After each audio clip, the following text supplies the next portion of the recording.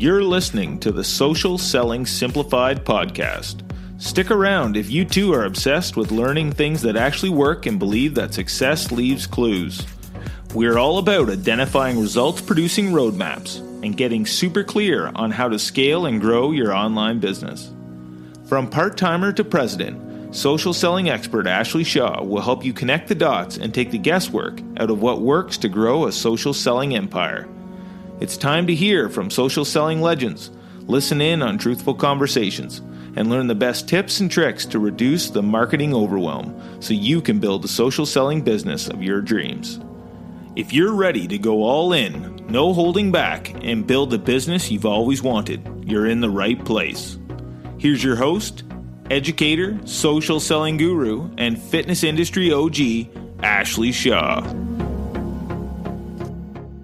Welcome to the Social Selling Simplified podcast. I'm your host, Ashley Shaw, and I am a social selling obsessed educator with a passion for health, fitness, and all things marketing and systems. We're all about delivering results-producing strategies and getting super clear on how to scale and grow your online business. You're going to learn about all things marketing and see what actually works. It's true that success leaves clues. Take it from one of our very own listeners, Dana, who left this review. Hey, Ashley, honestly, thank you so much for being you and doing what you do. I've loved every minute of this episode. It's really got my brain going. I can't wait to listen to more. I've done your 5-day done for you posts and I've purchased the 20 done for you posts. And I simply cannot say how amazing my interaction with people has been when I was using your posts. One day I will have purchased all of what you offer. Just have to get past the hubby first. Thank you again for you. XO, Dana. Dana, thank you so much for this review. If you're loving the podcast and finding yourself motivated to grow your business or enjoyed all the marketing tips, do me a favor and help me spread the message. Leave me a rating or review below, and I may just have to share your message right here on the podcast. Welcome to Social Selling Simplified. I'm your host, Ashley Shaw, and today we're going to talk about the top 4 things I do to not be a slave to social.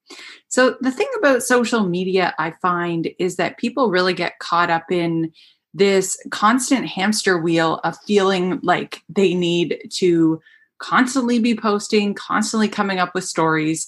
And it can be this huge time suck that doesn't give you much return on your investment. So what I want to lay out the groundwork for here is that social really should be just functioning as your street credit. Someone has to come across your profile and find you. And what they're going to do is they're going to go back and reference your social media to know if they should get to know you, if they should like you, and if they should trust you.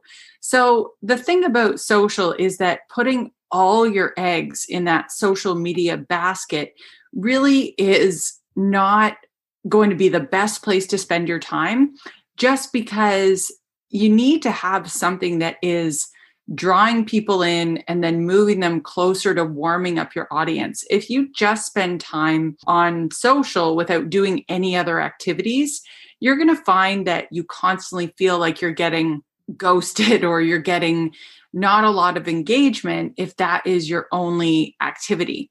So I think that there's a lot of, I would say, mysteriousness about social and all these people that have all these followers. And it's natural for social to be this sort of shiny object syndrome that I need more followers to get more sales. And I think that that's where a lot of coaches kind of stumble with this, is that it doesn't mean that the more likes you get, the more sales you make. I think what social really functions as is a place that you can put out your values, you can put out what you stand for, you can build your credibility up, but ultimately you need to have another system in place that can be pushing people into your trust tree and a place that you are constantly building rapport, telling your stories, and creating a need for what you offer. So if you're a coach out there that is just putting all your eggs in that social media basket, this episode is really going to help, as well as this episode is going to help those coaches out there that feel like they're on that constant hamster wheel, and they're always, always, always creating new content. One of the things I've learned in managing social media content for many, many coaches, over 5,000 coaches, is that it's not about reinventing the wheel all the time. It's about learning the 80-20 rule and always dumping what isn't working and focusing on that top 20%. So if that sounds like you're someone out there that's trying to build a business, social media is a part of it, but you really want to know how to start repurposing that content that you create so that social media doesn't become a huge time suck, then this episode is for you. So I want to jump into the top 4 things I do to not be a slave to social media and how I work with my students to make sure that they understand these categories and how to make it really much easier on ourselves. So the first thing I would recommend is to categorize all your content into hub, hygiene, and hero content. And you want to work within these categories. So the first one that I mentioned is hub. So what hub means, what type of content this is between changing your ideal customer's mindset and saying hello.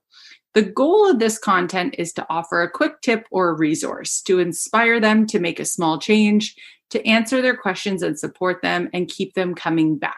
So that is the purpose of hub content. And this is a great way to think about what type of content can give someone that quick win. That's the type of content that would be sitting in this category. The second type of content is hygiene. So it's sort of like that rinse and repeat content that you can use at any point in time. The goal here is to make someone laugh, it's to build community, it's to entertain, and it's your highest ranking content in terms of frequency. You're going to use this a ton to fill in the gaps. It helps SEO and it delights your audience. So this is stuff that's going to talk about your values. It's going to really drive home the way that your community works, and it will entertain your audience. So it's really that content that's light. It can be funny, and it can really just be the stuff that it's almost like the stuff you see on social that you're like compelled to share with other people, that really helps sort of give people a framework for who you are. The last type of content is called hero content. And the goal of this type of content is to move the sales needle. This helps someone process why they must hire you. It helps change their beliefs. It helps educate them, and it knocks over dominoes. It dispels any lies and myths and beliefs that they have about why they shouldn't work with you. So hero content for me is my podcast every week. It's where I put a ton of my effort so that I can help educate coaches and people in the health and fitness niche that want to grow their business. And this is where I help them move the sales needle. I help coaches like you move the sales needle. And this is my mechanism for doing that. So once a week, you want to have that hero piece of content that you are putting out. And that could be in many forms. It doesn't have to be a podcast. It could be a Facebook Live. It could be maybe it's, an email that goes out where you link to something that you've created that week, maybe a blog post. It can be an audio. It's just something that has that purpose of helping other people move the needle in whatever their pain point is. Those are the 3 categories that I work within, and that's an Ashlyn Carter system. That's where I learned that from, is Ashlyn Carter, and she is a copywriter. She is someone I love to follow, and I loved learning that from her, thinking about your content in those 3 categories. Because when you have categories, it makes it a lot easier to think about what kind of content you need to create versus sitting down and looking at like a blinking cursor and wondering what to write about. So if you love that sort of like templated idea and system, you definitely want to check out the Done For You monthly marketing funnel and the Done For You social posting plan as well. Both of these memberships have this sort of templated system where whenever you're going to create a social media post, you sit down and you actually have a template and we follow these categories, like all this strategy is working behind the scenes for you. So if you haven't checked that out before, make sure to go to ashleyshaw.ca/waiting list and you can be the first to know when those memberships open up again. Okay, so now that we've categorized the 3 pieces of content that you always want to be using, let's dig into Meet Edgar. So this is still, I'm going to say this still falls into point number 1 with categorizing your content. Why I really like Meet Edgar is that you can recycle your content. So what you can do, Meet Edgar, it's a type of software that when you put a post in, you can categorize it as hub content, and then it can go in your library of all the posts that you post about and want to recycle. And then what happens is once you get a certain number of posts in there, let's say you don't write something, what's great about it is it'll just go to your data bank and pull the next thing on its like queue that will get posted next. So after a certain period of time, you'll just have a ton of content in there and it'll constantly be recycling. It's basically like getting a VA for $50 a month that does all this for you. Now, the one thing is I wouldn't just put a bunch of content in there and leave it without looking at the engagement and how the posts are doing. What I would do is constantly be going back and looking at how the content is performing, removing the stuff that isn't performing well and always adding new stuff, and then doing that same rinse and repeat system. So the next tip that I have for you, point number 2 here, is the 80-20 rule. There are pieces of content that will float to the top or fall off the schedule. So for myself, I only ever want to focus time on stuff that's working, and that's how I determine future planning. So I'm never wasting time on content that isn't working or converting, or so that I can be changing quickly when I see that something is getting the most traction. So the 80-20 rule, you guys have probably heard that before. It comes from an Italian economist, and it's called the Pareto principle. And so what this idea is this Italian economist discovered that of the wealth in Italy, 20% of the population owned 80% of the wealth. And as he started to dig into the statistics and numbers, he constantly found that this ratio was appearing in all things. So if you were to look at your customer list, you would find that 20% of your audience is bringing in 80% of your revenue. It's the same with your content you're creating. 20% of the content you're creating is bringing 80% of your engagement in. So it's a really, really important number that you want to be focused on. So my recommendation here is to really look at what's going on in your business and determine what is that 20%. So I'm going to give you guys some examples and some tools that I use. So for my podcast episodes, I like to look at what are the top 3 episodes, what do they have in common, and how can I make more content like this? So I go into my podcast stats and I can see the most popular episode is my marketing funnel episode with my husband, Bill. So that is the number 1 episode. It has had the most downloads. The next thing I can see is my next most popular episode is how to overcome the price objection. And number 3 is marketing strategies that work and ones that don't. So I can really see that my audience thrives on being able to overcome objections, as well as they want to know the nitty-gritty around marketing that's working, marketing funnels, all those sorts of things. So that really tells me a lot about how I can make more content like this. And you could even look at your top 10. I just pulled the top 3 just for fun to see if I could find any patterns there, and I definitely could. The next thing you can do is look at your Instagram. So what do your posts have in common, and how can you start making more content like that?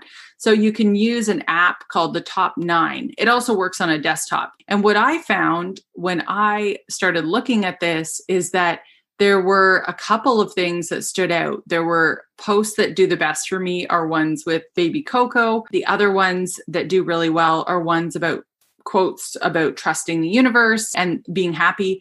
And then the last one is really around being authentic. So how can I create more content like this to connect with my audience? The other thing you can look at is if you run a Facebook group. So you can look at what do my Facebook group posts have in common. And Facebook does have a way to look at your 28-day stats under it's like the engagement or insights tab, and then you can look at engagement. So the top 3 posts for me were I did a post around cleaning house and really making sure that the people in Business Bootcamp are actually interacting, because we don't want people in there that get in there and then don't ask any questions and aren't contributing to the discussion. And that had a ton of engagement on it. The next one was anyone making a change to their upline. This is really important in the coaching community, and I could see that from all the comments. And then the last one was a Thursday thoughts post talking about your favorite way to work out. So those are some of the ways that you can really dig into that 80-20 rule and continue to focus on content that works over and over and over again, and just drop the stuff that's not working. Okay, tip number 3 here. Use Voxer to tell stories. So what takes the most time when it comes to social media is having a story bank of ideas when you sit down to write to make it interesting. Nobody really wants to read a post that isn't engaging, that doesn't have a hook. We would all rather hear a story told to us, but when it comes to actually sitting down and writing these, this can be a difficult task. So rather than trying to come up with all these stories in one sitting, what I do is I story bank. So again, this is an Ashlyn Carter tip, and she calls it your story bank reflection, where every week when you sit down, you think about all the stories and things that have come up this week that have made you laugh, that have made you sad, that cause any sort of emotion, and you write them down.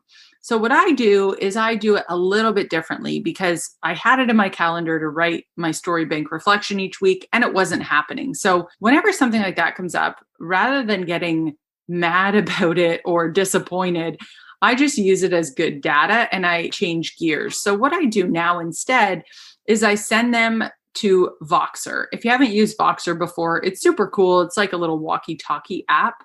And in that, I can just shoot over a quick message. I send it to my VA and I can get her to transcribe it.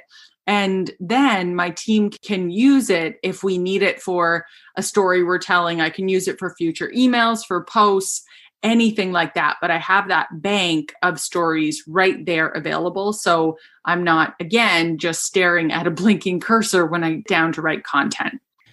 And the 4th tip I have for you is to use ClickUp to create a bank of your posts. So you may be a ClickUp fan, or you may have no idea what ClickUp even is. So it is project management software. There are other ones that exist that are free, like Asana. I know there's another one called Trello. They all serve to help you manage your projects and manage your tasks and the things that you're working on. I just happen to use ClickUp, but back in the day, I started with Asana. So you can use whichever project management software you like. But why I love this 4th tip is that I don't want to have to recreate content over and over and over again. I like to create content, look at what worked, and save the stuff that worked, and you can sprinkle it into your content moving forward so that your creation isn't a whole brand new 30 posts every month. You can look back and say, okay, these ones did well. I'm going to keep them in my back pocket and be able to use those over and over. I'd say like every 4 to 6 months. Like, you don't want to just repeat content and not have anything new, but you do have those posts that will hit it out of the park, and you can change it up by, changing the image, changing the headline, things like that. So I love to use it as a bank so that I save them. And what I do is in ClickUp, I would they call them cards. So you would basically have a post and you save all the information into that card. So you'd save the image, you would save the caption and the hashtags. I like to put in the engagement as well, so that when I'm going back, if, as your engagement's growing, if something gets like 50 likes, that may be great engagement. But then as you continue to build your accounts, it might work up to now 100 is a really good post. So you want to keep that in mind as well. And then you can use a tagging system where, let's say, those quotes that you're saving in there. Some of them are quotes, so you might want to use that tagging system, or some of them might be telling your story. There's all different types of categories for posts. So you can start to really geek out on the organization of it, and call to action might be another one. So it's a really great way to not have to reinvent the wheel every single time. You could also simply use a Google Doc. You don't have to get crazy with your project management software. I just like to color code things, and I'm a big fan of the home edit. So, when it comes to rainbow colors and really diving deep into organization, I really love to go the extra mile. So there you have it. Those are my 4 tips on how not to be a slave to social. I hope that you found them super helpful, and maybe there's some you already knew, but maybe there's some you didn't. And I would love for you to share below your tips on what you do to really recycle your content and do more of what's working. Are you a health or fitness coach that's struggling to find your people online and stay consistent on social media without feeling like a sleazy salesman? Our Done For You posting plans can help. These social media posting templates are all written by a professional copywriter to spark curiosity and attract the right people to you. They've been shown to boost engagement as much as 80%. I know it sounds crazy, but it's true. You can grab my 5 newest, 5 free, Done For You Find Your Team posts to try them out today at ashleyshaw.ca/findyourteamposts. Soon, you won't have to worry about what to post or how to speak to your ideal customer, because they'll be finding you. Again, the place to grab 5 of those Find Your Team social media posting templates for free is ashleyshaw.ca/findyourteamposts. And if you're ready to connect with other like-minded health and fitness coaches just like you, come join us in our free Facebook group, Business Bootcamp for Fitness Coaches. I can't wait to see you there.